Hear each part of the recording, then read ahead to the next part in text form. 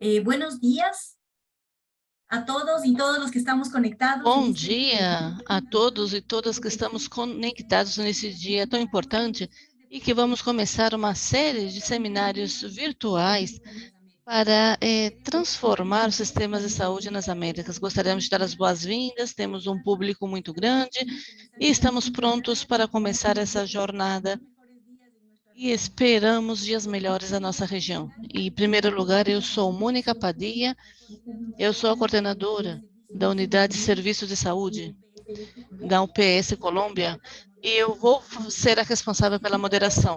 Quero dar aqui algumas indicações, primeiro de logística, para indicar que nós temos tradução simultânea ao inglês, ao espanhol e ao português, e pedimos que escutem no idioma que vocês necessitem, para que possam manter em contato e que saiba tudo o que vamos compartilhar agora. Também temos um subtítulo na exposição dos expositores, e vocês podem ativar com um botão que se chama CC. Também recomendamos que possam ajustar a disposição do Zoom lado a lado, para que possam ver no mesma tela se é que temos alguma apresentação e também o apresentador. Vocês podem enviar as suas perguntas através do chat. Esperamos que esse espaço de diálogo que vamos ter, que nos permite construir conjuntamente. Então, por favor, coloquem as suas perguntas para os expositores. Também vamos manter os seus microfones apagados para não ter interrupções. E para dar início ao seminário, vou passar a palavra à doutora China, a representante da UPS na Colômbia. Então, eu também, como sou moderadora, eu vou avisar sobre os tempos. Pelo alto nível de apresentadores que temos, não vou ser tão rigorosa com relação ao tempo, mas lembre-se que temos muitos que falar em um evento internacional. E vamos ter espaços muito concretos na nossa agenda.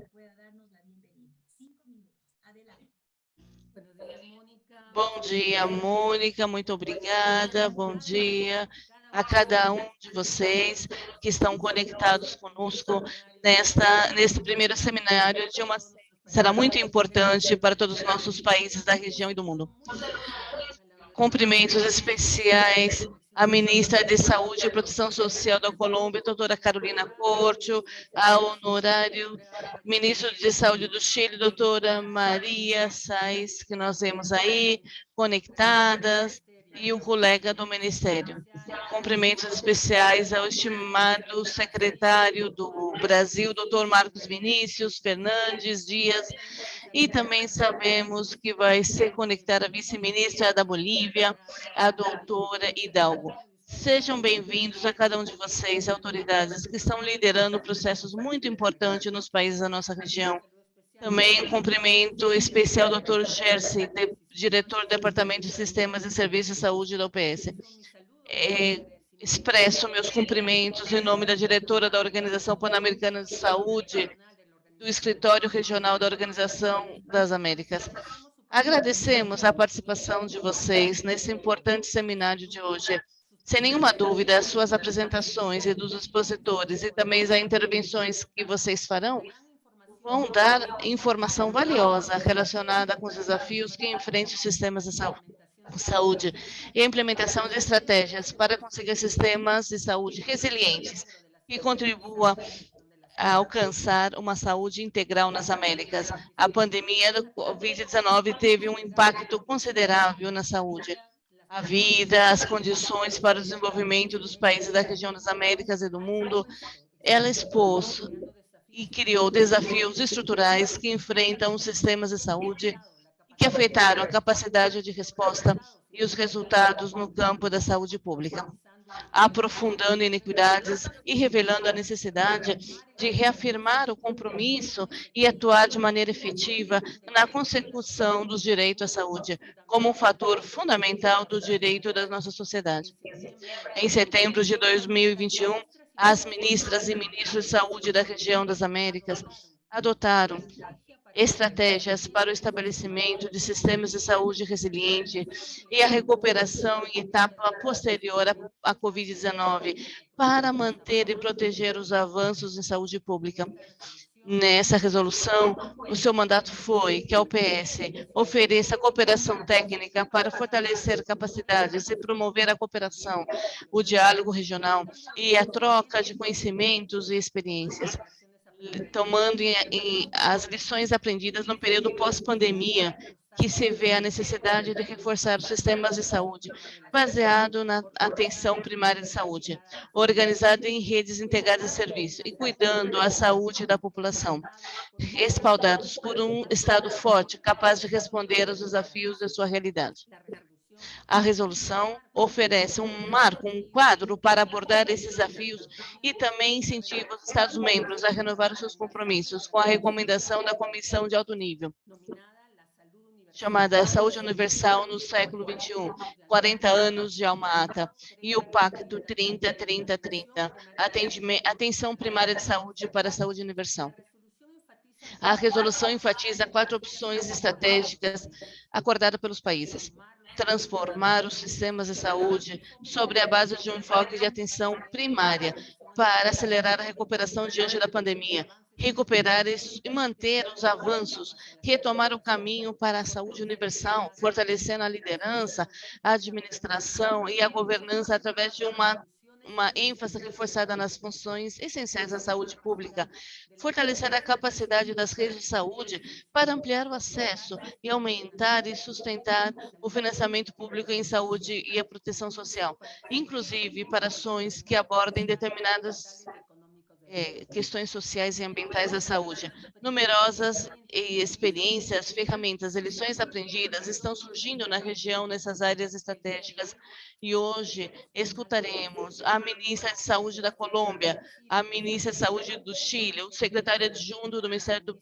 de Saúde do Brasil, a vice-ministra da Bolívia, com todas essas inovações, esses impulsos que querem dar a essa reforma que o sistema de saúde do nosso país.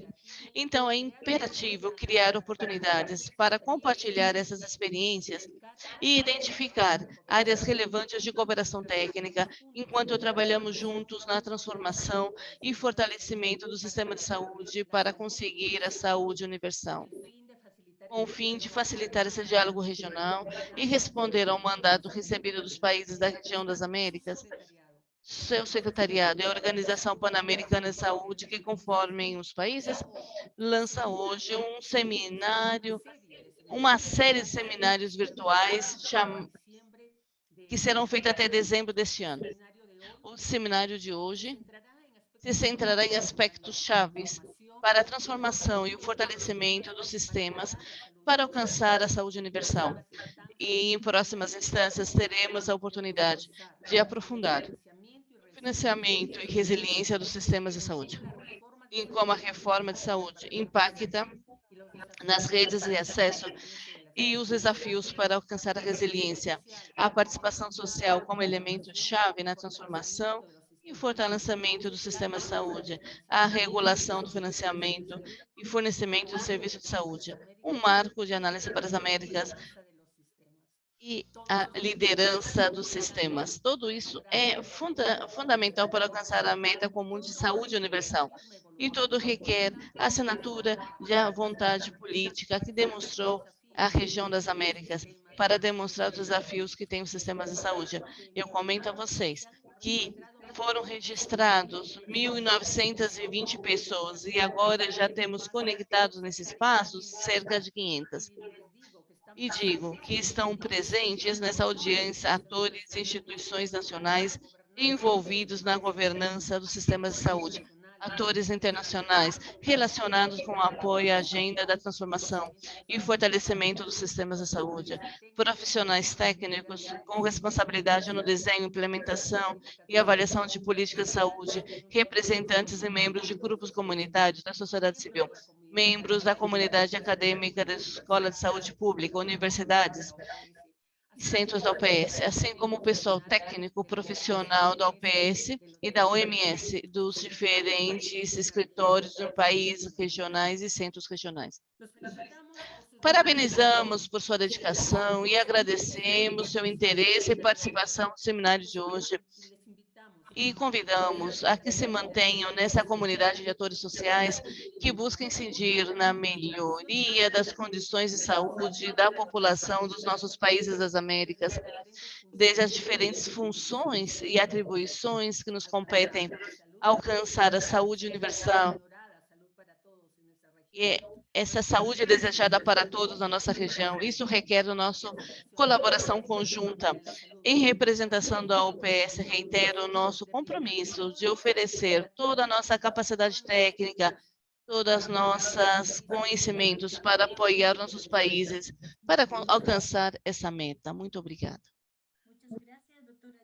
Obrigada, doutora Gina. Para complementar, passo a palavra a James Fitzgerald, diretor de Sistema e Serviços de Saúde da OPS-OMS. Por favor, James, 5 minutos. Nem vou usar os 5 minutos, gostaria de cumprimentar a ministra de Arce, a ministra de Saúde no Chile. É um prazer vê-la novamente com o Jaime e toda a equipe do Chile, que estão assumindo essa tarefa muito importante no Chile para fazer a universalização da OPS. Além disso, a ministra Carolina Corcho, da Colômbia, e toda a sua equipe, e tem uma tarefa muito grande e muito importante para garantir uma integração e também proteção social. E o nosso colega, companheiro subsecretário Fernandes Dias, do Brasil, que é um ator fundamental no Brasil para o desenvolvimento do SUS, porque o SUS já é um projeto de quase 34 anos e teve uma reforma constitucional muito importante e conseguiram resultados muito importantes na saúde e continua melhorando com relação à sua capacidade. Não vou dizer muito mais, porque Gina já disse tudo. Então, é um compromisso de todo Washington. Temos toda a equipe de Washington pronta para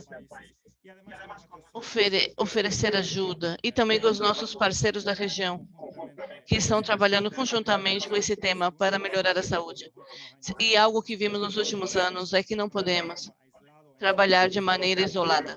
Temos que fazer articulação com a política dos estados, com relação à proteção social, para a proteção financeira e desenvolvimento econômico dos próprios países. Isso é uma lição fundamental da pandemia que nós aprendemos. Por isso, dentro das Nações Unidas, podemos conectar com outros sócios, outros parceiros. E vamos empreender um esforço muito grande para ajudar a todos os países e que todos possam participar. Com isso, eu passo a palavra para você, Mônica. Muito obrigado. Obrigada. Obrigado, James. Estamos prontos para começar com o nosso painel. Aqui estamos com 3 representações.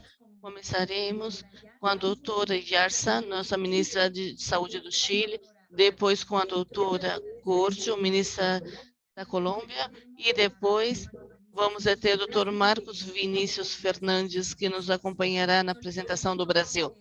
Eu peço, por favor, à ministra Yarsa que participe com a apresentação do Chile. Estamos atentos, senhora ministra. Temos 8 minutos. E antes de terminar o tempo, eu aviso. Por favor, ministra.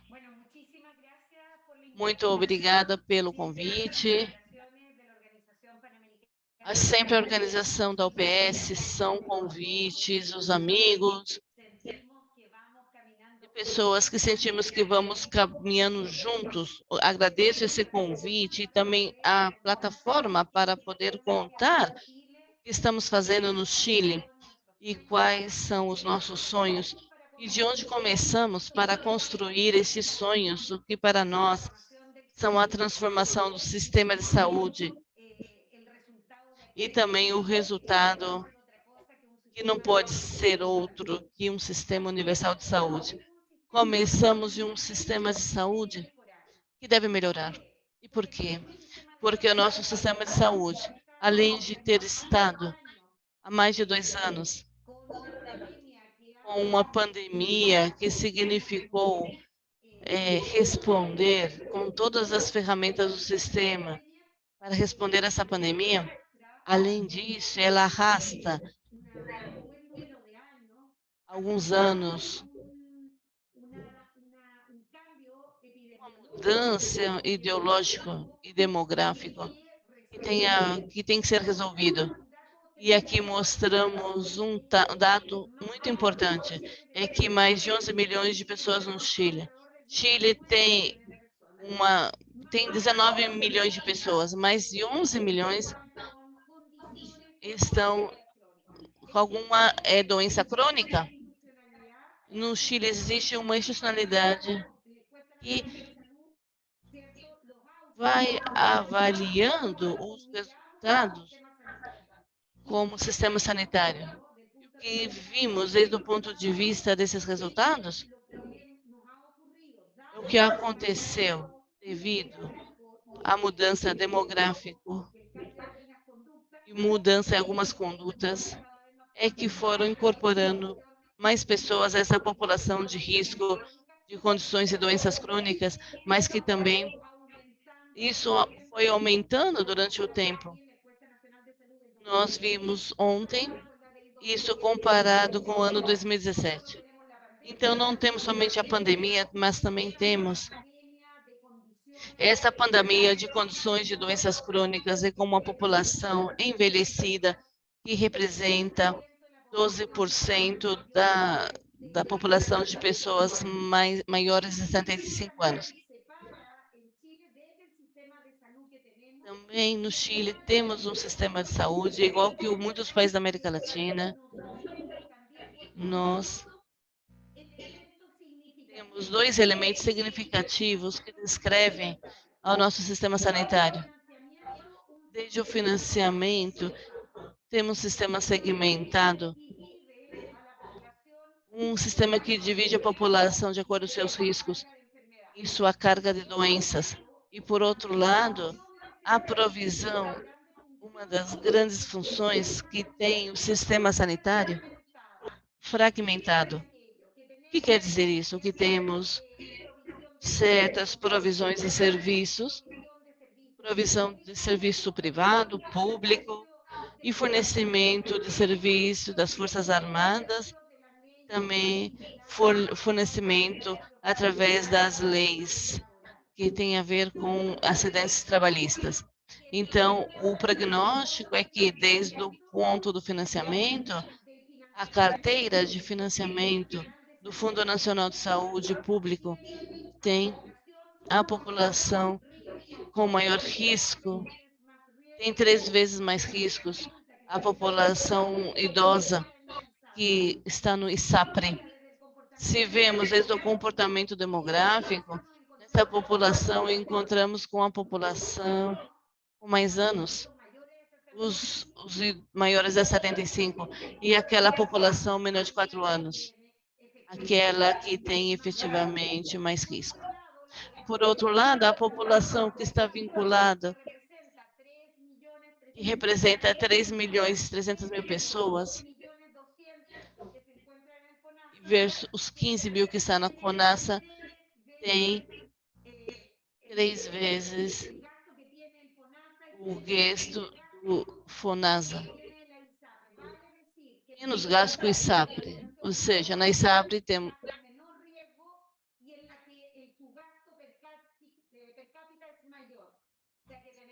então, na ISAPRE temos sistema segmentado, mas a segmentação, o que contribui é gerar desigualdades em saúde.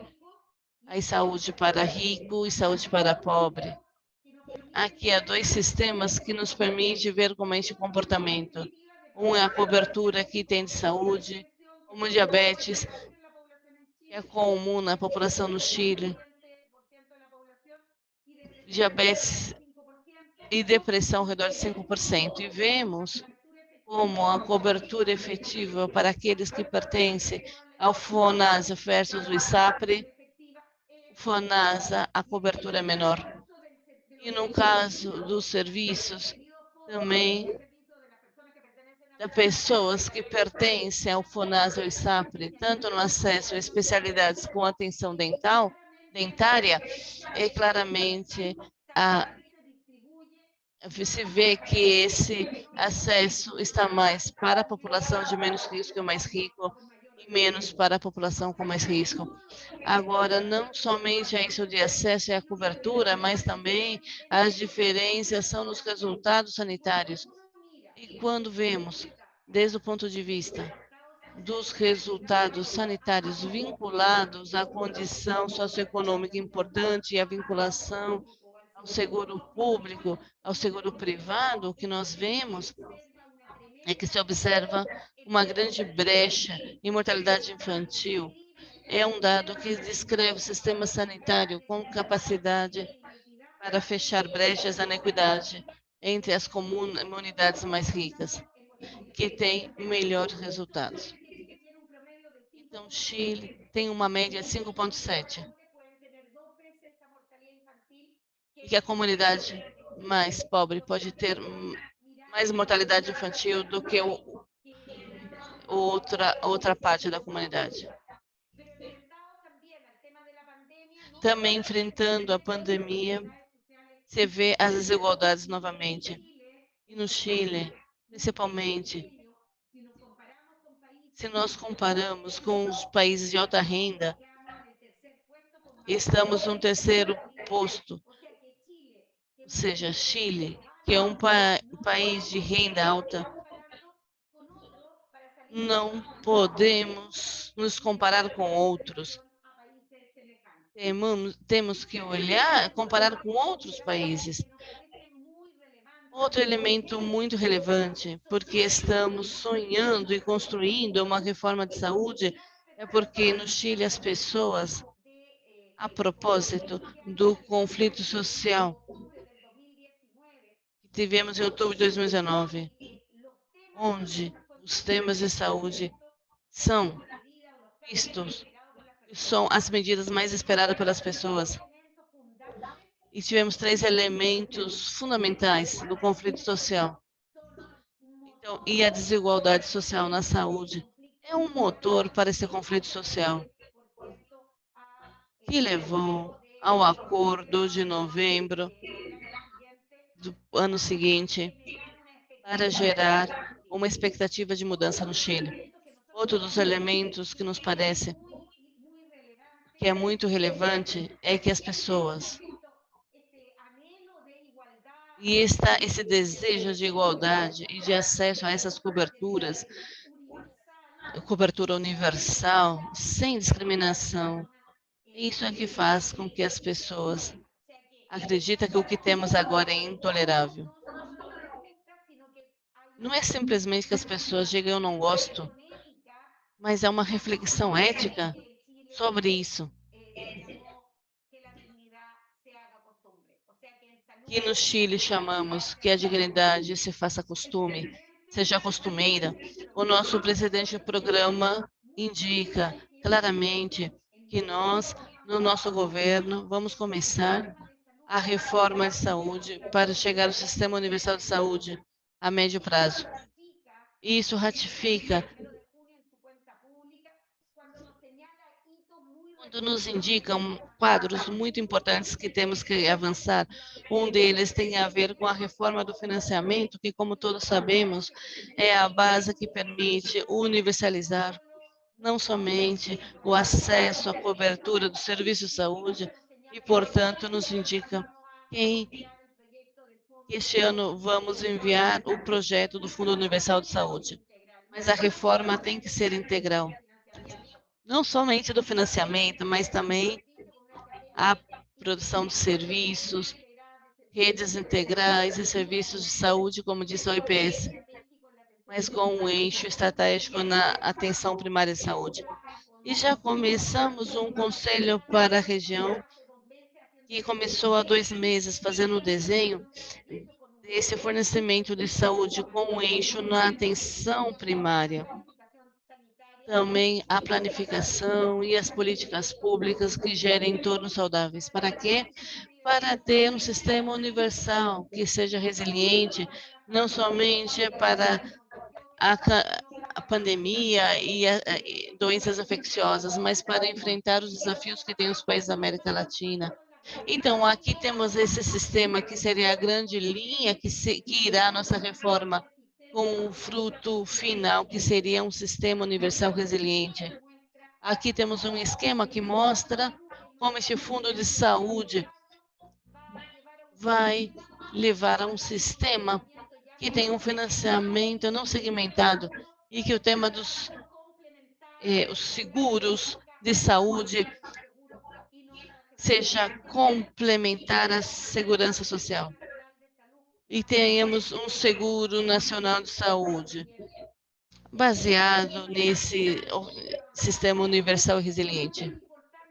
Outro passo importante, o universal de saúde, já que esse seguro está composto pelo ex-ministro e todos os governos democráticos, porque acreditamos que esse é um sonho estratégico, porque para fazer grandes mudanças não se faz desde uma minoria, e sim a partir de uma maioria. E temos esse copagamento zero. Porque antes nós tínhamos um copagamento, e esse copagamento nós, há 3 semanas, tomamos a decisão de que a partir de 1º de setembro, daqui a alguns dias, nunca mais no Chile, um cidadão que esteja no Fundo Nacional de Saúde vai ter que pagar. Isso significa que o acesso não tem barreira financeira para o acesso à saúde. E termino com isso, que os desafios na reforma.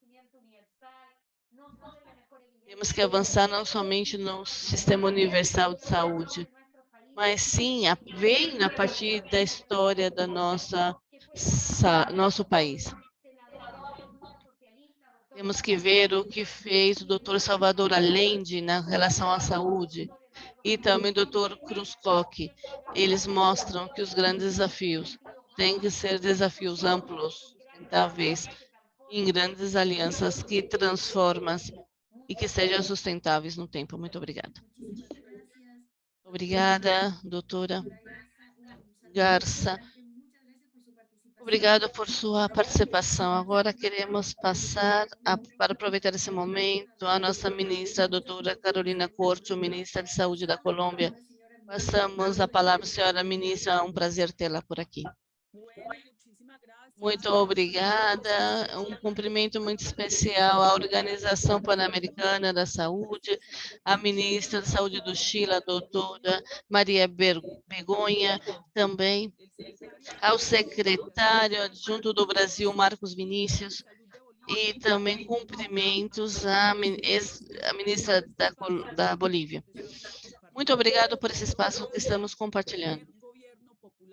Na Colômbia, o primeiro governo popular da história, republicano, que tem alguns desafios enormes com relação à saúde. Não vou usar a apresentação porque me disseram que era algo muito curto. Então, eu gostaria de explicar um pouco qual é a agenda e o programa, e gostaria de fazer algumas propostas de diálogo pan-americano e latino-americano através das reformas à saúde. Evidentemente, no programa do governo do presidente Gustavo Petro, há 2 desafios enormes na transição democrática que expõem o triunfo desse governo popular. O primeiro é completar a transição democrática de paz na Colômbia, que termina com os cumprimentos do Acordo de Havana e o início do processo de paz e diálogo com a guerrilha LM, e um processo já de sobredimento de grupos ligados ao narcotráfico. Então, isso é um desafio com relação à paz.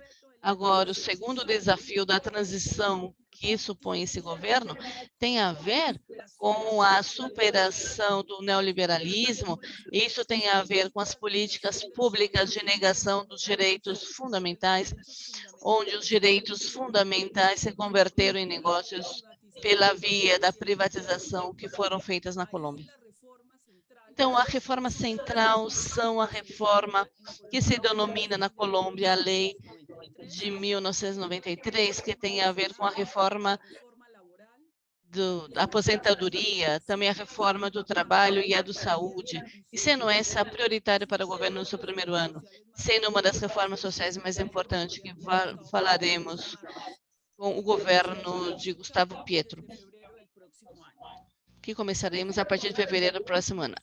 Essa reforma à saúde não somente é uma iniciativa do governo, mas também uma iniciativa dos movimentos da sociedade civil, da intelectualidade democrática do país, que estamos há muitos anos estudando e pensando alternativas para repensar o sistema de saúde que tem muitas dificuldades e que internacionalmente se vê como somente propaganda. Como dissemos, se Colômbia não tem um sistema de seguro privado.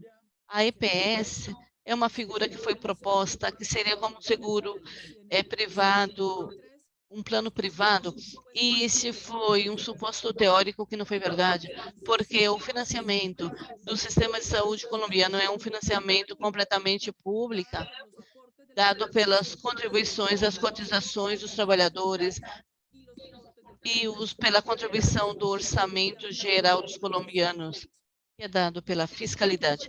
Esses recursos foram entregues a 200 administradores no princípio, para que administrassem esses recursos e pudessem contratar clínicas e hospitais. Isso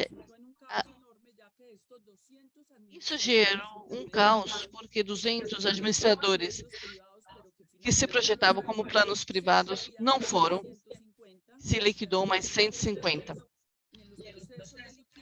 Já temos 32 nos processos de liquidações e deixaram dívidas bilionárias com as clínicas e hospitais sem pagamento aos trabalhadores, porque nunca tiveram mecanismos de reservas técnicas, nunca existiu mecanismos de seguro, produzindo um vazio atroz de recursos públicos dos colombianos, que viram o dinheiro sendo destinado para a vida, para a garantia do direito à saúde, e que esse dinheiro se perdeu porque não tem rastro dentro do sistema de educação, dentro do sistema do Estado.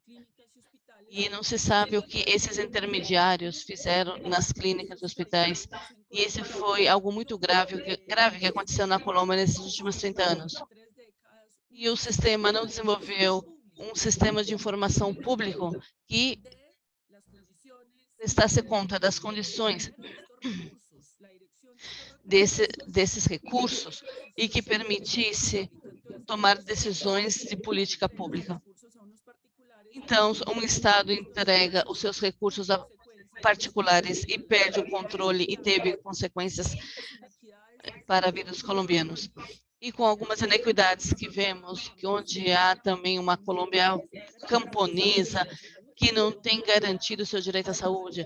Na Colômbia, a mortalidade é 5 vezes maior nas zonas rurais,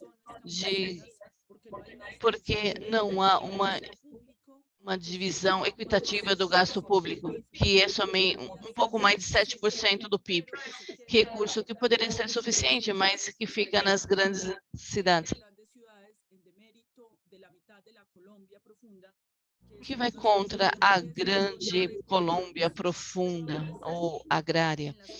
Na zona urbana, o indicador que mais nos indica o tema das dificuldades do sistema é o indicador. Na Colômbia se conseguiu um gasto público através da Corte Constitucional, que tem uma das jurisprudências mais progressistas na América Latina com relação ao direito à saúde cidadão para, de alguma maneira, enfrentar os interesses corporativos e as concessões e poderes particulares, que com o tempo são mais poderosos que o próprio Estado. Então, a Corte Constitucional fez esse trabalho e defendia o direito fundamental à saúde. Então, a nossa reforma estrutural tem que ver isso. Ela tem que procurar uma cobertura universal que nós não conseguimos ainda na Colômbia. Nos estão questionando na reforma o sistema de asseguramento, porque hoje que temos são recursos de solidariedade dos trabalhadores com os impostos, mas o que se questiona é uma intermediação. Então, nesse sentido, há um fundo público do Estado que recorre todos esses recursos. Então, a reforma pretende que esses recursos cheguem às redes integradas do Serviço de Saúde Público-Privada. E a reforma pretende dar um giro até a atenção primária. Então, os recursos destinados à atenção de saúde equivale a 10% e 90% para a afiliação individual. Os cidadãos e os estados através da intermediação. A vocação para que falemos de atenção primária, o Estado tem que estar em atenção primária. Acreditamos que no final tem que ser 30-70, 30% dos recursos para a saúde pública e 70% para asseguramento social no novo sistema de saúde que estamos propondo. Também dentro das reformas temos que aprofundar uma política de formalização. 80% dos trabalhadores estão em situação de precarização devido à quebra. Necessitamos uma política de formalização, mas também esse é um diálogo que queremos ver com a América Latina. Necessitamos uma política de soberania sanitária e farmacêutica. Recentemente, tivemos que enfrentar uma dificuldade diante da compra da vacina Sinocom. E desde o nosso governo expressamos toda a nossa intenção para o princípio e para comprar um laboratório monopólico, mas esse laboratório tinha uma cláusula bastante excessiva, mais excessiva que a dos Covid, que nos obriga a pagar as farmacêuticas todos os danos e financiar praticamente tudo. Por isso, não podemos assinar esse contrato, porque isso significava romper a ordem legal e constitucional do nosso país. Então, nesse sentido, a preocupação e a reflexão é que não pode ser possível que quando tenhamos necessidade para a vida e as condições dos estados e para a soberania, para ter acesso a tecnologias e a medicamentos. Então, eu acho que temos que refletir como região, para médio e longo prazo, começar a construir uma soberania de vacinas, de produção de vacinas, que compre os nossos próprios sistemas de saúde para abastecer o nosso próprio sistema de saúde, mas também estabelecer acordos multilaterais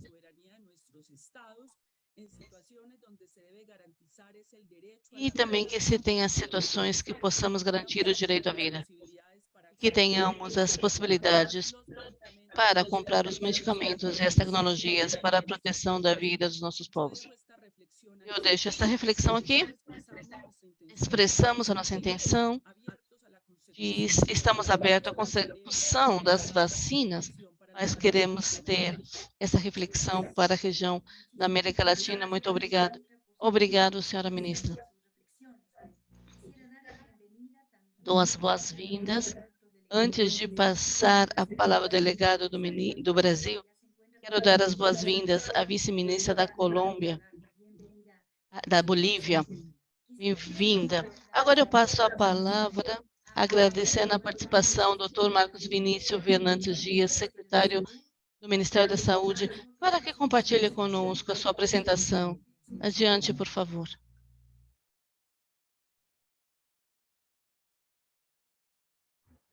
Gostaria de saudar os companheiros de OPAS, de modo especial, a los Quero compañeros de cumprimentar Sudamérica. os companheiros da OPS e os companheiros. Desde logo, pido perdão E pido perdão, mas foi falar em português. Muito obrigado por esse convite, pela oportunidade de falar com todos vocês sobre a experiência do sistema de saúde no Brasil. De fato, o Sistema Único de Saúde é um orgulho para a cultura brasileira, é um grande marco civilizacional do nosso povo, que foi construído a partir da mobilização social, de anseios legítimos da sociedade nos anos 80, no período de redemocratização. E desde então, esse sistema tem se aperfeiçoado, tem se ampliado e nos enchido de orgulho. Nós temos aqui um sistema que tem como princípio a universalidade, a integralidade, a equidade, mas, sobretudo, a participação social. O que me coube falar aqui é um pouco desse arcabouço organizacional referente à participação social na construção e na gestão do SUS. Entretanto, também vou falar do modelo de saúde complementar, suplementar, privada, que também é permitido e existe no Brasil. Nós temos um sistema universal que alcança a todos os brasileiros, mas uma parcela da população, cerca de 25%, além do Sistema Único de Saúde, tem um seguro privado. Vou começar falando um pouco aqui da nossa história. O SUS, como eu disse, ele surge a partir de uma mobilização social, momentos antes da Constituição de 1988, e desde logo, na sua gene, no seu DNA, a inserção da participação social está marcada. Hoje nós temos um sistema que se dá de modo tripartite, ou seja, o plano federal, o plano estadual e o plano municipal discutem e deliberam sobre as políticas públicas de modo consensual a serem aplicados no país. E, do mesmo modo, nós temos os conselhos federais, em plano nacional, em plano estadual e municipal de saúde, em que nós temos a participação da sociedade civil, sejam prestadores, sejam administradores locais, mas, sobretudo, 50% da composição desses conselhos ela é feita por usuários do sistema. E aqui eu peço licença para não dar nenhuma aula, mas falar de coração, porque eu sou filho do SUS, toda a minha formação, seja como médico, seja como gestor, foi feita nesse sistema. Nós temos enormes desafios, mas eu acho que a pandemia mostrou a importância de um sistema universal de saúde, especialmente num país continental como o Brasil, com muitos desafios e desigualdades, uma população muito heterogênea, com a diversidade cultural, e eu acho que o SUS mostrou, e foi um grande exemplo, não só aqui para os países vizinhos, mas para todo o mundo, que um sistema público de saúde universal é necessário de ser ofertado para a população. Então, eu acho que a gente hoje tem um grande desafio em relação à governança e da participação popular, no sentido de não só ter o auxílio da sociedade civil na formulação e na fiscalização do sistema público de saúde, mas hoje nós estamos muito preocupados que essa participação civil também acompanhe os resultados clínicos dos serviços ofertados. A gente acha que isso é um passo a mais, é um plus, por assim dizer, de civilização, à medida em que o usuário começa a ter a informação da qualidade do serviço ofertado. Hoje nós estamos fazendo na cardiologia, por exemplo, um programa que qualifica os serviços prestadores do Sistema Único de Saúde de acordo com seu desempenho, não só quantitativo, mas qualitativo.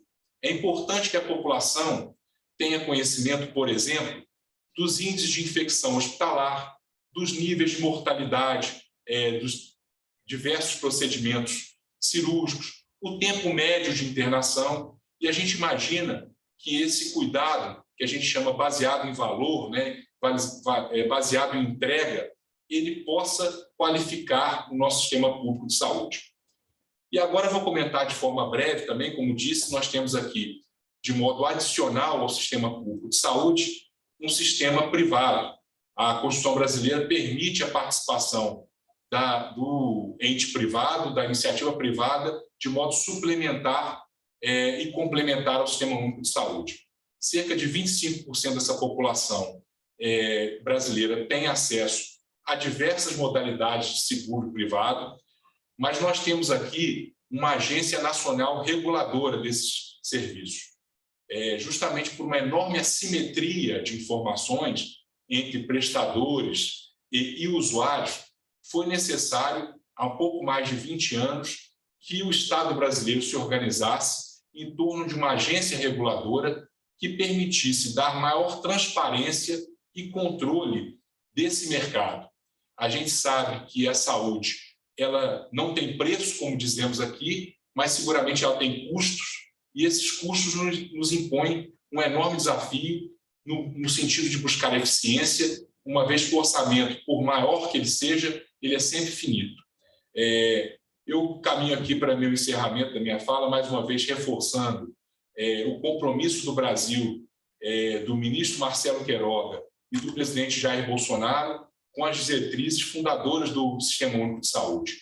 O SUS é um patrimônio da população brasileira e gostaria também de agradecer aqui na figura da doutora Socorro Gross, representante da OPAS aqui no Brasil, a parceria da Organização Pan-Americana de Saúde com o Ministério da Saúde e com todo o sistema público e universal do Brasil. Me coloco aqui à disposição de todos os senhores e senhoras para quaisquer esclarecimentos e, mais uma vez, agradeço a oportunidade e o convite de participar dessa importante reunião.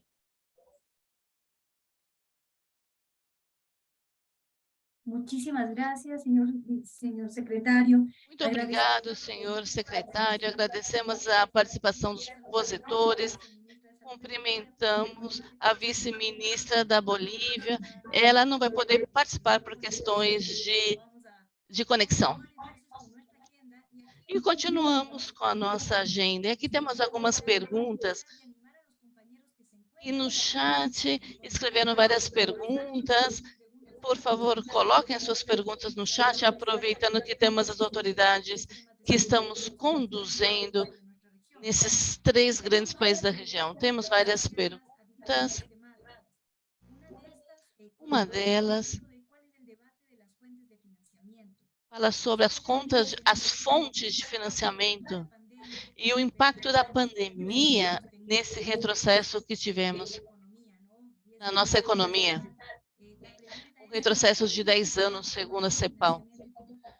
Qual é esse debate que tem com relação às fontes de financiamento e como combinar essas fontes de financiamento que é necessária para manter o sistema?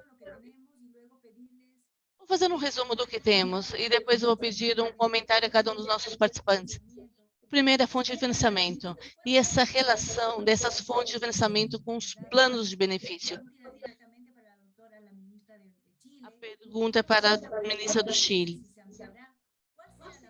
Qual será a forma de manter a qualidade dos serviços e as diferenças que existem nos sistemas públicos e privados?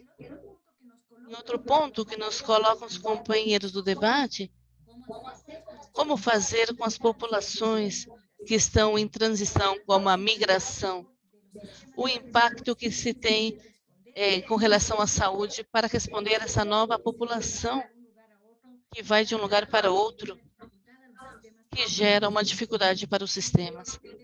E um terceiro ponto que eu vou colocar aqui, se no final dessa reunião podemos definir algumas propostas que orientem o trabalho conjunto. Temos um aspecto de 3 grandes áreas, então eu passo a cada um dos nossos expositores para que possam colocar as suas respostas. Vou colocar primeiro, passo a palavra à ministra de Saúde do Chile, doutora Begonha.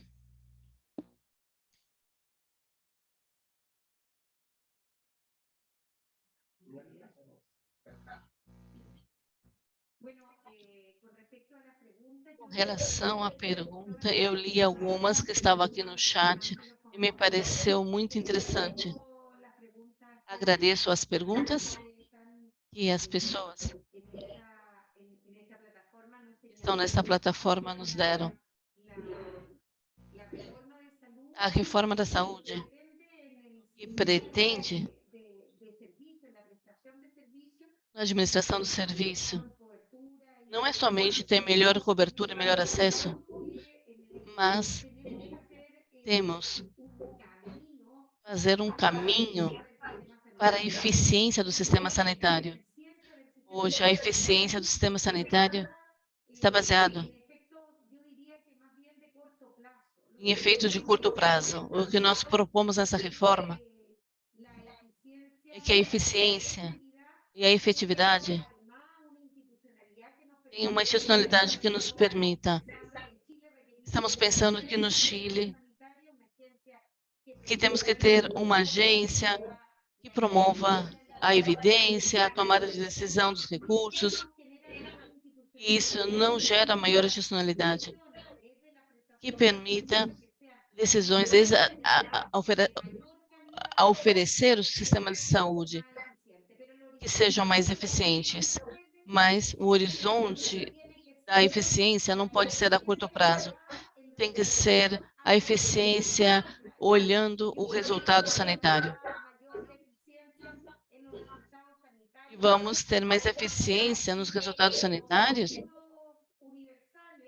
é quando os seguros universais são mais eficientes e têm mais recursos para o Sistema Universal de Saúde. Agora temos um projeto que desde a universalidade, que tem a ver com uma linha centrada na pessoa e na comunidade. O sistema sanitário não somente tem que olhar a si mesmo e procurar evidências disponíveis, mas tem que gerar um governo que permita que as pessoas participem de maneira vinculante, não somente da atenção individual, mas que ao longo da política pública, desde o desenho, desde o levantamento da necessidade, que se faça uma avaliação da política sanitária. Se nós entendemos que a visão da qualidade da atenção é essencial, colocar as pessoas, a comunidade como centro da atenção,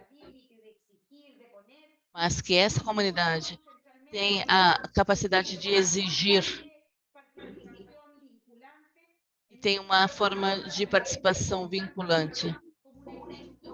Então, assim, no nosso projeto temos o conselho como uma estrutura que permite o exercício das pessoas.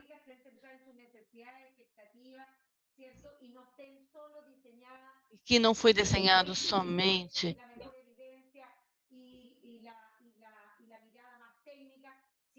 de uma maneira mais técnica, mas que tem que ter uma visão de qualidade mais sistêmica. É um princípio da reforma que tem a ver que todo este caminho tem como centro cuidar as pessoas, cuidar todas as pessoas que estão no plano do Fundo Nacional, as pessoas que estão no plano privado. Então, o nosso governo tem somente um princípio, que tem que percorrer por todo esse trânsito da reforma.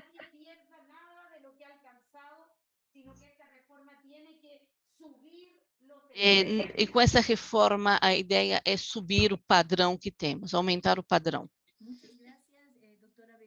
Obrigado, doutor Begônia. Agora passa a doutora Carolina.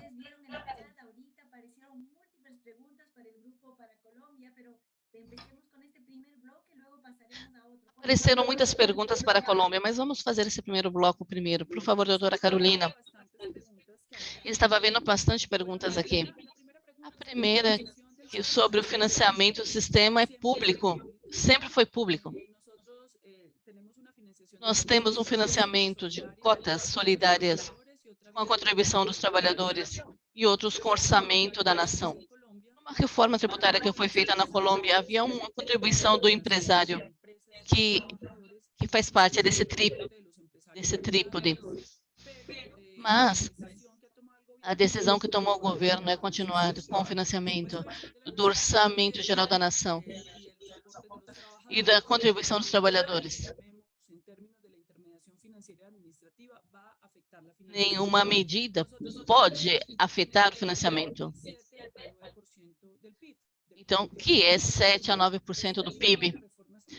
Isso implica várias reformas tributárias, porque nós na Colômbia tínhamos muitas reformas tributárias. Agora temos uma reforma e há uma avaliação dos impostos e avaladas por políticas públicas, isenções de impostos. E agora estamos reprogramando, revendo tudo isso. O financiamento sempre foi público. Agora, com relação ao OPS, é o seguinte. Nesse momento, há 32. Recebemos do governo com 17 de processos de liquidação. Isso é uma realidade. Depois, essas que não cumprem há muito tempo com os padrões para manejar os recursos públicos dos colombianos, que são recursos públicos. E agora temos alguns processos de liquidação muito delicados no país, que temos que garantir a proteção do serviço de saúde e também o direito fundamental à saúde. Ou, diante disso, podemos olhar por um outro lado e dizer, não vou fazer nada. Isso aconteceu por muitos anos aqui na Colômbia, porque esses intermediários da saúde não podiam cumprir, mas das que estão somente 5 cumprem com características muito flexíveis. Então, o país está andando para um oligopólio, e o oligopólio não é uma boa maneira de garantir os direitos fundamentais. Então, cada intermediário, ele administra 10 milhões de cidadãos, e isso não é bom. As intermediárias boas são as que funcionam nas grandes cidades, em poucos afiliados. Mas quando elas não cumprem, essas características não são boas. Então, por isso é necessária uma reforma. E reforma implica um novo arranjo institucional, onde os recursos serão enviados diretamente às clínicas e hospitais, a um sistema de informação público em linha que conte com as transferências de recursos e que mostre as condições de saúde do colombiano. É uma reforma estrutural que tem um princípio de progressividade, da formalização dos trabalhadores e trabalhadoras e com uma forte implementação de atenção primária de saúde, que foi abandonada na saúde, porque se transformou em um sistema de alto custo. E que as ações não podem ser dispersas, elas devem ser integral. E se inicia um debate do governo, porque um oligopólio não é uma boa saúde. O tema da vacinação demonstrou que quando há um oligopólio,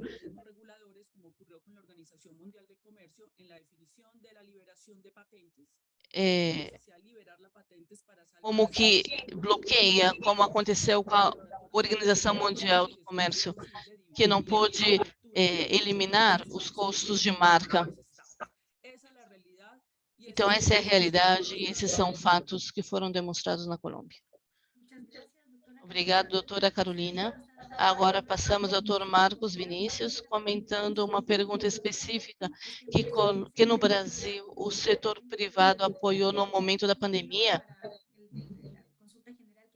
A consulta geral que tem a ver também com financiamento e as dificuldades para poder garantir sustentabilidade e acesso. Por favor, doutor Marcos. Sim, como a gente falou antes, a gente tem aqui o Sistema Único de Saúde, que abarca tanto a parte pública quanto a parte privada. mesmo o setor privado aqui, ele está sob regulação do governo brasileiro, né? Então, no momento da pandemia, toda a solidariedade brasileira, que é mundialmente conhecida, se intensificou. Não houve nenhum discernimento e nenhuma diferenciação em termos de empenho no intuito de assistir a população brasileira. O setor privado nos auxiliou, né, não só fornecendo leitos, muitos grupos privados aqui construíram hospitais de campanha sem cobrar absolutamente nada da população para o enfrentamento da pandemia, especialmente nos primeiros momentos, onde a gente tinha o risco de não ter leito, especialmente de terapia intensiva, para todos os brasileiros. Então, aqui houve uma harmonia coordenada pelo governo brasileiro, que integrou tanto a parte pública quanto privada do Sistema Único de Saúde.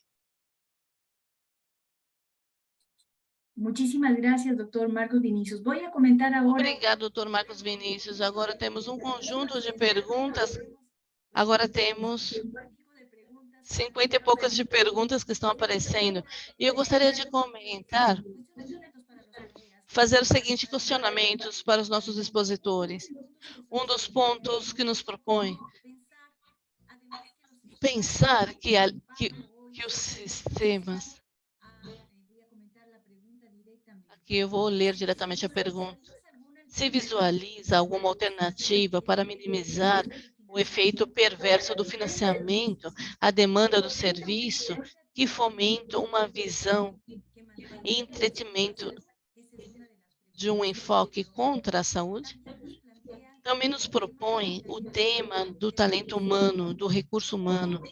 Como vemos a possibilidade de cobrir essas brechas de talento humano que temos em todos os países? Há perguntas específicas sobre as estratégias utilizadas para ter esse acesso através de profissionais qualificados. Há uma pergunta específica sobre o papel que tem as universidades nesse momento de formação e garantia de qualidade dos profissionais que trabalham na saúde. Qual deveria ser o vínculo com esse mundo acadêmico para o nosso serviço de saúde? Temos uma pergunta dos colegas do Uruguai. Talvez eu peça a vocês que reajam a essas perguntas. Haviam perguntas diretas para os diferentes ministros sobre alguns desses temas. Eu gostaria de passar sobre esses temas e pedir aos expositores fazer um comentário de fechamento antes de chegar ao final. Então, eu passo novamente a palavra à doutora Begonha para o seu primeiro comentário. Eu também me imagino que vocês tenham visto as perguntas que foram feitas diretamente a cada um de vocês.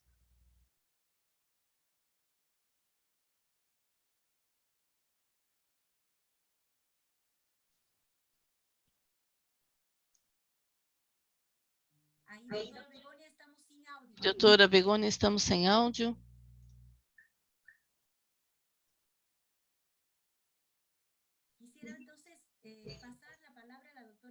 Passemos a palavra à doutora Carolina.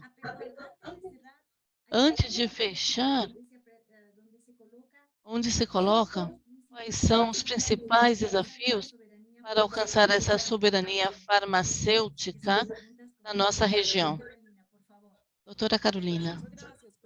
Muito obrigado. Nós trabalhamos permanentemente com a academia.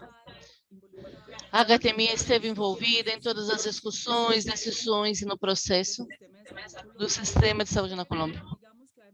Mas, além da academia, e principalmente os movimentos sociais, a sociedade civil e os movimentos sociais foi a última ponta do iceberg, que finalmente termina marcando, não somente na Colômbia, mas também no mundo, as agendas de transformação de políticas públicas foram indicadas pelos movimentos sociais. Isso nós vemos também com a agenda ambiental, a agenda dos feminismos e as equidades de gêneros, que são agendas da sociedade civil. Também na Colômbia, o direito fundamental da saúde foi exigido pelo movimento social, que se incorporou à academia. E nós, permanentemente, estamos em diálogo e na conversação para poder fazer as transformações que necessitamos. Com relação à política farmacêutica, esse é um desafio para todos os sistemas de saúde do mundo, porque a pressão tecnológica faz com que os sistemas sejam inviáveis financeiramente pelos altos custos dos sistemas.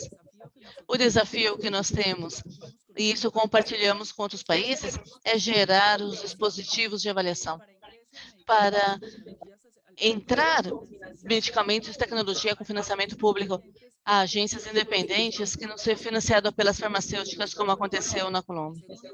O segundo desafio que nós temos é criar uma consciência. Eu tive reuniões com a Academia de Medicina, com os grêmios médicos e com as faculdades de medicina, porque aqui tem que ter uma consciência do médico de justiça distributiva na prescrição, de autonomia médica e autorregulação, e ter consciência do caro que pode ser essa relação com as transnacionais farmacêuticas, e isso impacta no custo público da saúde. Então, nosso trabalho é através do financiamento público e o trabalho que é feito através do grêmio médico para que haja consciência desse processo de justiça e de distribuição. Obrigada, doutora Carolina. Passa aos colegas do Brasil. E o tema do talento humano, que talvez possamos falar sobre isso. Adiante, doutor. Bem, como eu falei no início da minha fala, eu sou fruto do Sistema Único de Saúde e estudei e me formei em medicina numa universidade pública, fiz o meu treinamento médico como ortopedista num hospital público do Ministério da Saúde, e a gente aqui permanece em constante contato e troca de experiências com as universidades, especialmente as universidades públicas. De fato, o talento humano é o grande ativo do Sistema Único de Saúde brasileiro. Em cada uma das nossas mais de 5.000 cidades, há um servidor da saúde, um trabalhador da saúde do SUS, e, de fato, motivá-lo, protegê-lo, investir nele, no seu aperfeiçoamento, é, de fato, uma das estratégias mais importantes do Ministério da Saúde. O advento da comunicação digital, que hoje nos permite aqui, mesmo à distância, debatermos e discutirmos como se estivéssemos juntos na mesma sala, também é um instrumento que tem nos auxiliado na formação e na difusão do conhecimento.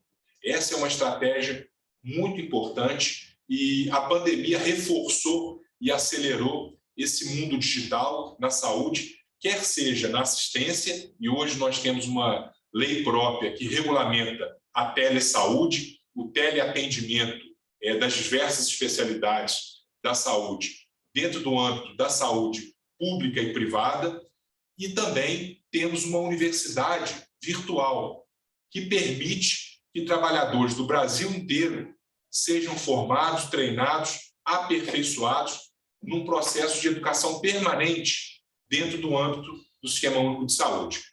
E eu caminho aqui para fazer meu encerramento, mais uma vez agradecendo esse convite e realçando que o Sistema Único de Saúde no Brasil é uma conquista social. Nós temos aqui uma democracia vibrante, estamos aí às vésperas de um processo eleitoral e nenhum das vertentes ideológicas, seja socialistas, liberais democratas, como nós aqui no governo Bolsonaro, ou sociais-democratas, cogitamos a possibilidade de um retrocesso em relação à universalidade da saúde. Portanto, mostra um amadurecimento da nossa sociedade, o ganho efetivo do SUS como um patrimônio independente da visão ideológica. Nós estamos aqui à disposição dos senhores para essa troca de experiência. O Ministério da Saúde brasileiro é um parceiro da OPAS em vários projetos aqui e fora do Brasil, e mais uma vez agradeço essa oportunidade de convite de participar dessa tão distinta mesa de discussões. Muchísimas gracias, doctor Marco Vinicius. En verdad, ahora vamos a tomar su cierre. La propuesta es en este momento pedir el mensaje Então, final. vamos pedir a mensagem. Su cierre prácticamente, y queríamos pedir tanto a la doctora Begonia como a la doctora Carolina por hacer su mensaje final. Quiero comentar. Doutora Begonia e doutora Carolina, para suas mensagens finais. Um dos temas centrais é como os nossos países descentralizados garantizamos. Há uma lista.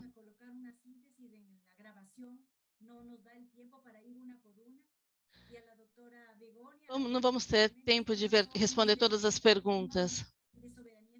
Doutora Begonia, novamente, com relação aos temas de talento humano. Então, gostaria de passar novamente a elas para uma mensagem de encerramento. Doutora Begonia, novamente com seu comentário.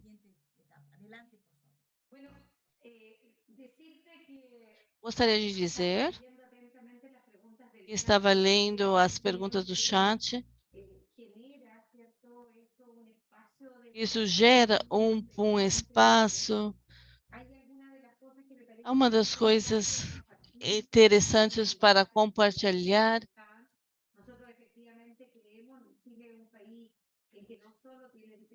Chile é um país que não tem somente diferenças geográficas,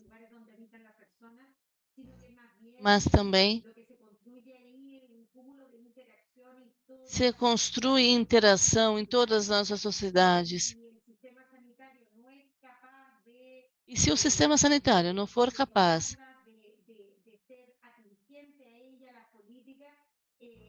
de ajudá-la ou de uni-la politicamente, o resultado não vai ser o adequado.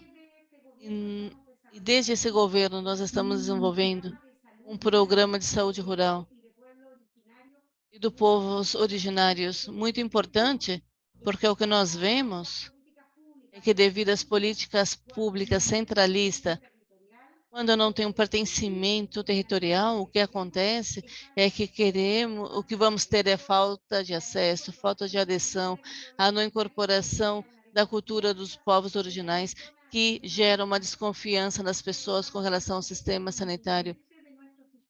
Então, faz parte constituinte do nosso sistema a capacidade de levar a política aos territórios.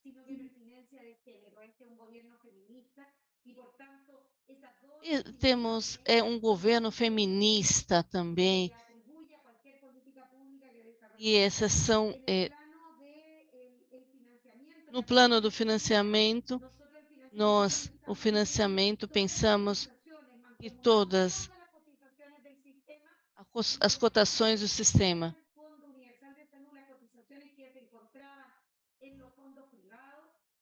e crescemos de 4,8% a 5,8% a 6%. Então, somente com isso, já chegamos a um nível de financiamento do sistema que se aproxima das recomendações da Organização Internacional.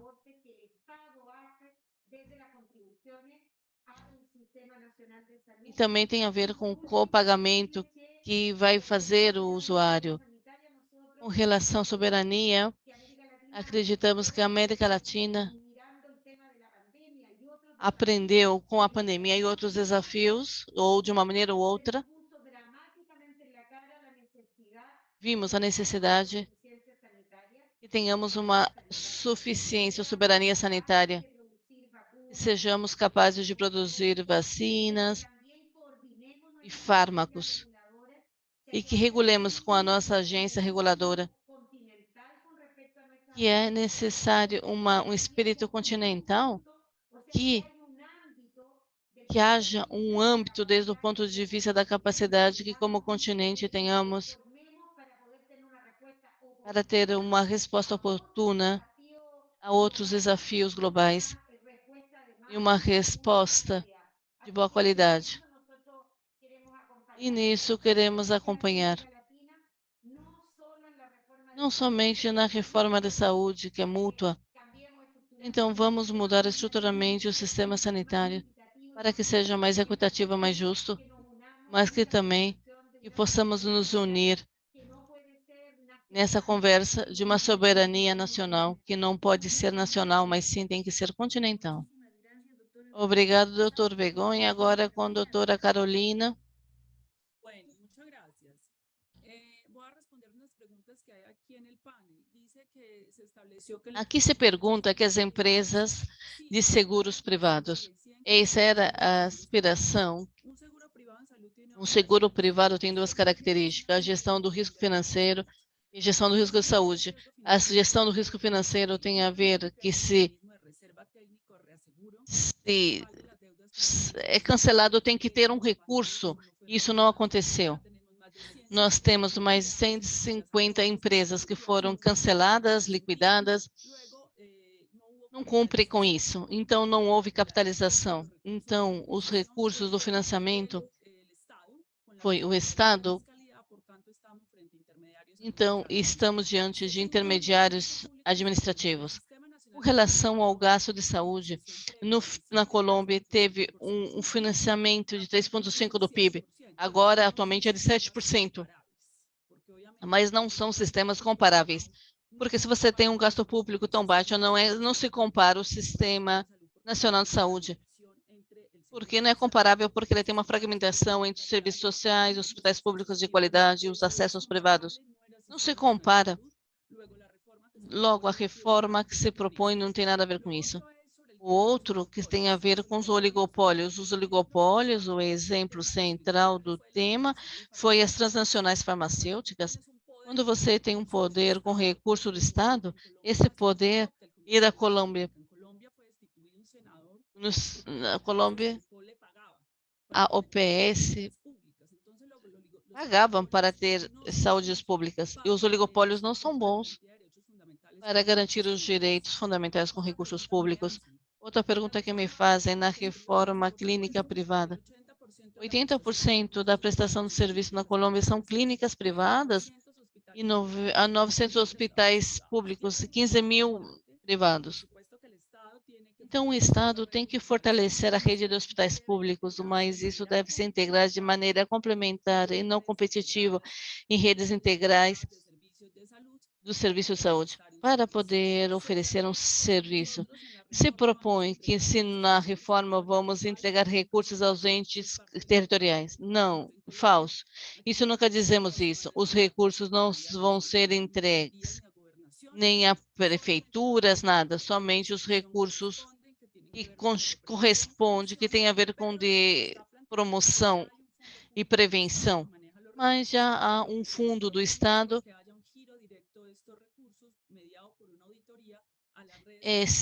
se dará um giro a esse recurso depois de uma auditoria. Então, a reforma não é estatizante. Não vamos estatizar os recursos públicos, mas vamos fazer uma redistribuição equitativa, porque temos zonas dispersas onde cidadãos pobres que não recebem nada e o Estado tem que fazer uma compensação para que haja nessa região um hospital aberto 24 horas do dia. Muito obrigada. Temos um conjunto de perguntas. Vai ficar gravado. No dia 7 de setembro, temos nosso segundo componente e todos os que se registraram receberão essa convocatória. Agora, eu gostaria de passar ao Dr. Ernesto, nosso assessor em governança, para que possa fazer o resumo dessa riqueza de intercâmbio. Muito obrigado, Mônica. Foi um prazer ser testemunha, não somente da apresentação, mas do rico intercâmbio de temas que atravessa não somente a foto do sistema de saúde desses países, mas que também da região. Mas, ao mesmo tempo, uma grande riqueza para entender os processos. Não somente para descrever a foto dos processos históricos dos processos de transformação desses países da região. O primeiro ponto que eu gostaria de destacar é esse. Nos 3 casos, foram muito ricos, o comentário do contexto. Muitas vezes repetimos que não deveríamos repetir com receitas, como vender receitas de um país a outro, mas que é necessário analisar o contexto como um elemento central. E a explicação nos 3 casos foram muito importantes para poder descrever os desafios atuais como parte do contexto particular dos países. Mas, ao mesmo tempo, nos 3 casos, no Chile, na Colômbia, no Brasil, foram analisadas os processos de transformação nas últimas 2 ou 3 décadas.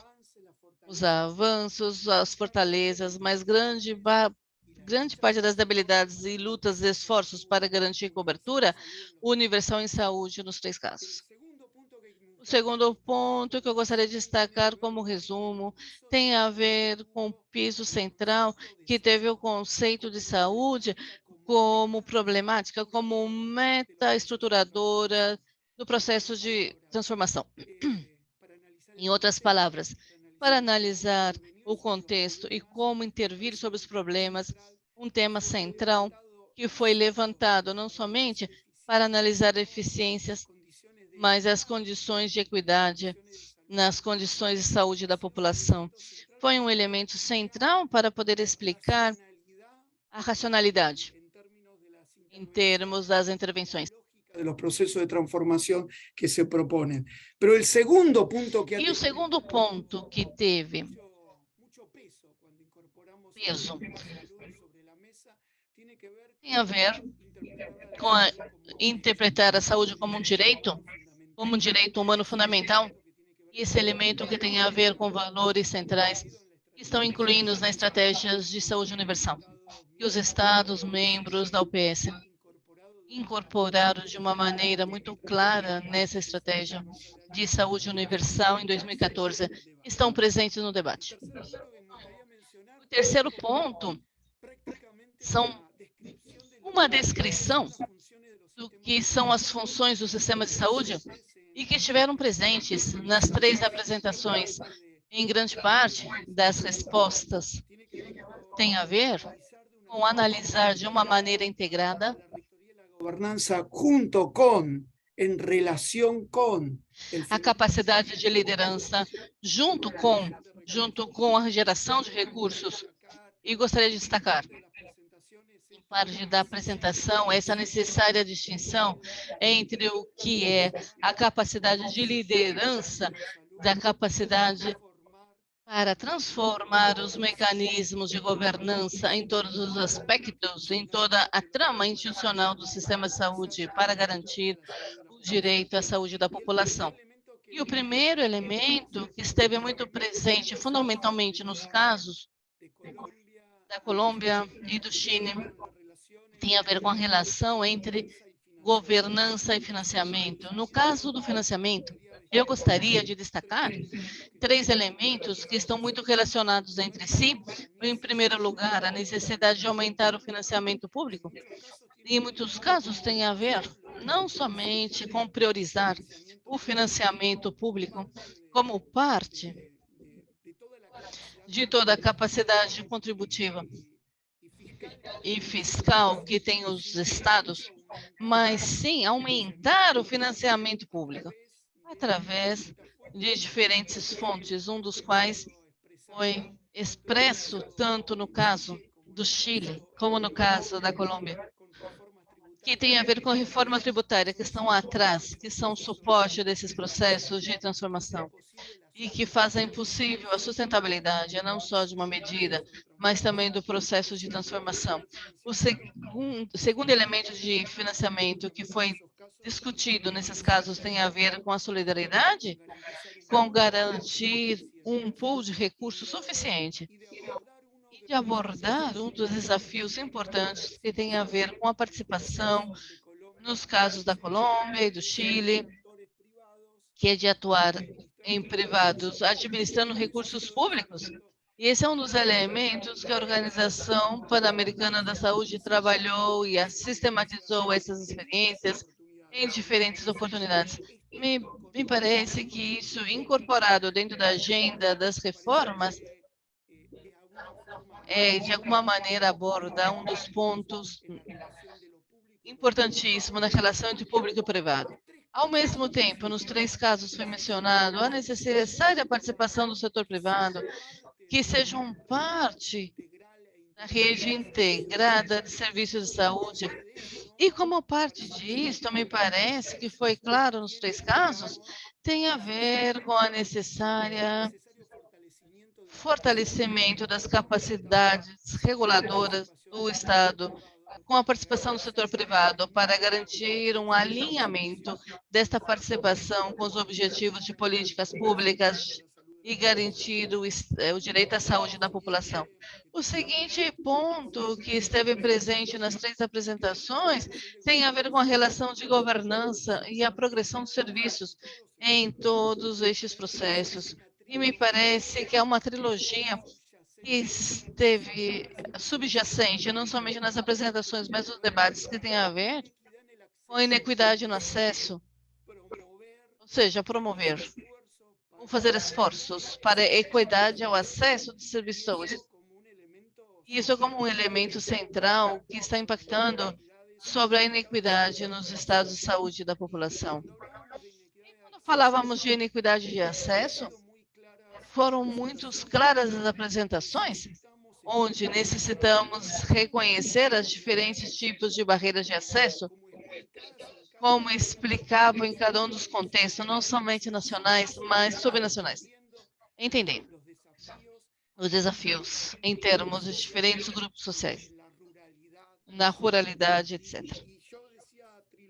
E eu dizia trilogia porque essa inequidade no acesso ao setor de saúde, mas o coração das representações tem a ver com reforçar a análise da perspectiva de atenção primária da saúde como um tema central para transformar o modelo de atendimento e ter uma abordagem territorial.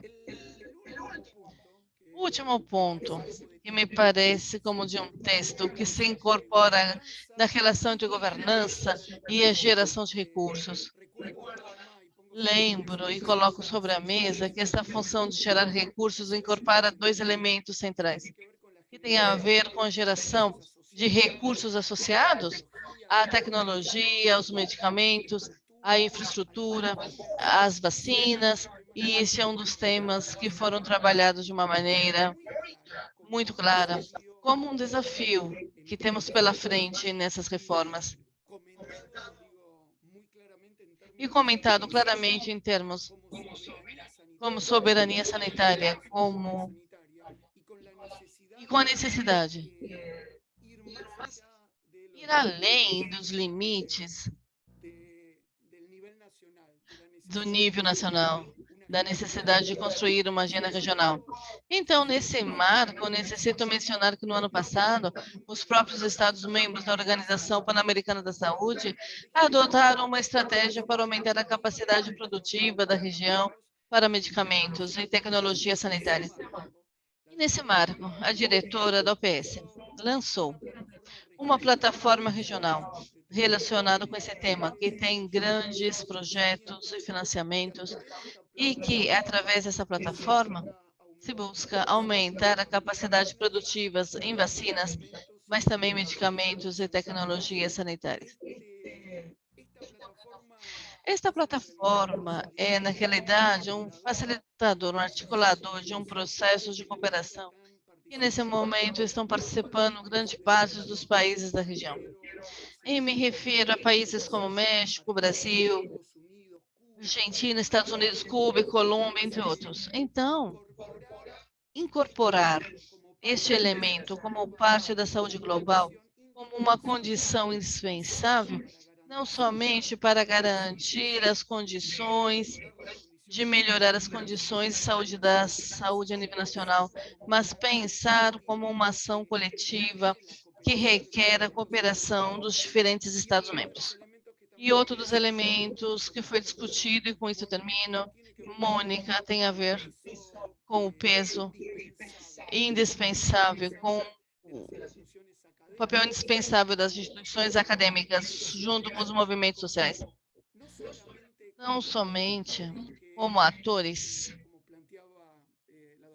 como propôs a doutora Carolina, não somente para garantir uma responsabilidade no seu papel, por exemplo, de prescrição com relação aos medicamentos, para garantir a equidade e o acesso, mas também a necessidade de incorporar a esses atores como aliados, como parceiros, como integrantes de uma, junto com os movimentos sociais, para garantir também a sustentabilidade política desses processos de transformação, a legitimidade de todos os desafios em termos de economia política, e requer ir superando todas essas etapas.